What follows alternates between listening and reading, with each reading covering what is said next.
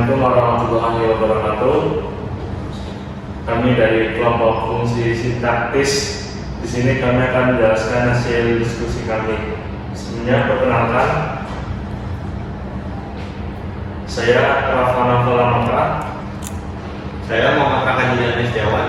Saya Sidan Muhammad Syamsuri. Oke, baik. Di sini kami akan menjelaskan terkait fungsi sintaktis.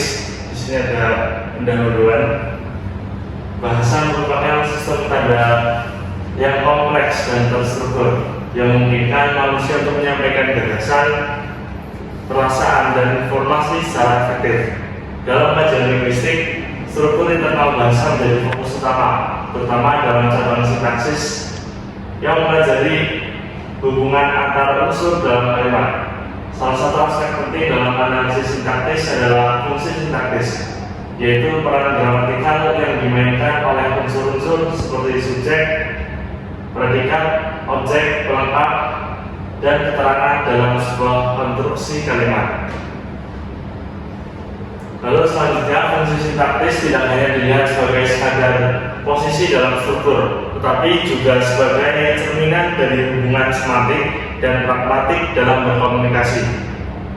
Maka hal ini akan membahas konsep fungsi sintaktis secara mendalam dengan mengkaji ketiga pendekatan utama tersebut.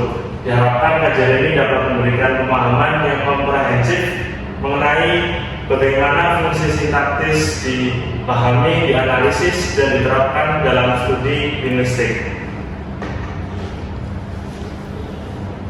Yang berikutnya ada hubungan fungsi dan kategori dan peran. Dalam sintaktis terdapat tiga tataran utama, yaitu fungsi, kategori, dan peran.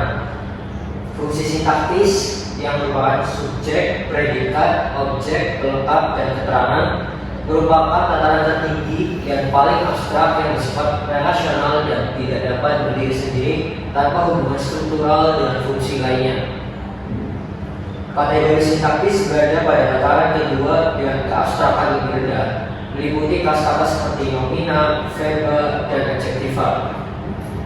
Peran sintaktis adalah tataran ketiga dan paling konkret, mencakup pelaku, tindakan, penerima, dan lainnya, serta juga bersifat relasional dan struktural. Yang selanjutnya itu ada fungsi-fungsi sintaktis. Subjek merupakan unsur kalimat atau klausa yang berfungsi sebagai pokok pembicaraan. Pada umumnya, subjek terletak di sebelah kiri predikat. Jika memiliki unsur panjang daripada unsur predikat, subjek sering juga diletakkan di akhir kalimat seperti tampak pada contoh berikut. Yang pertama adalah manusia yang mampu tinggal dalam kesendirian tidak banyak. Tidak banyak manusia yang mampu tinggal dalam kesendirian. Dalam kalimat selain kalimat imperatif, subjek cenderung eksplisit, namun dalam kalimat imperatif, subjek hadir secara implisit. Meskipun implisit, dalam kalimat imperatif tersebut, subjek dapat dikenali, yaitu orang kedua atau orang pertama, jamak atau plural. Misalnya, tolong kamu kembalikan buku itu. Mari kita berangkat bersama. Berdasarkan wujud satuan lingkungannya, subjek dapat berupa satu kata, dua rasa, atau tiga klausa. Contoh ketiga jenis subjek tersebut secara berturut-turut adalah sebagai berikut. Haikal, anak satu-satunya itu, kini telah dapat mengisi fungsi subjek dalam bahasa Indonesia. Manusia yang mampu tinggal dalam kesendirian tidak banyak.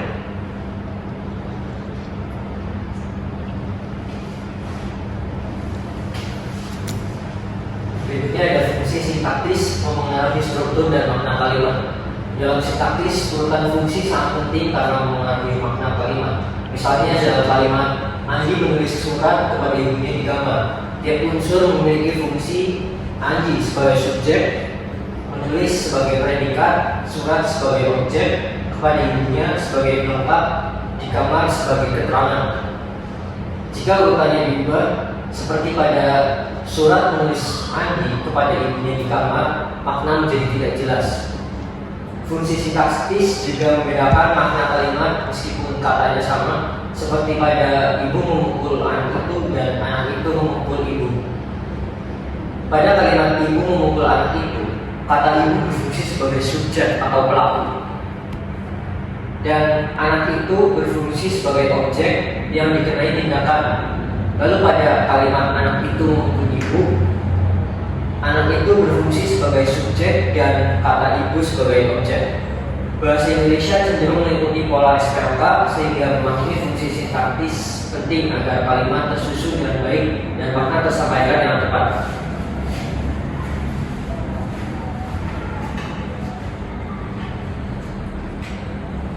Yang terakhir itu adalah kesimpulan. Fungsi sintaktis adalah unsur penting dalam struktur kalimat yang mempengaruhi bentuk dan makna. Fungsi seperti subjek, predikat, objek, pelengkap, dan keterangan saling terhubung membentuk perangkat sintaktis bahasa Indonesia. Pemahaman terhadap fungsi ini membantu merangkai kalimat yang tepat dan bermakna jelas. Selain itu, pendekatan struktural, fungsional, dan transformasional menawarkan berbagai cara menganalisis peran unsur kalimat. Penguasaan fungsi sintaksis sangat penting dalam pelajaran linguistik dan pembelajaran bahasa.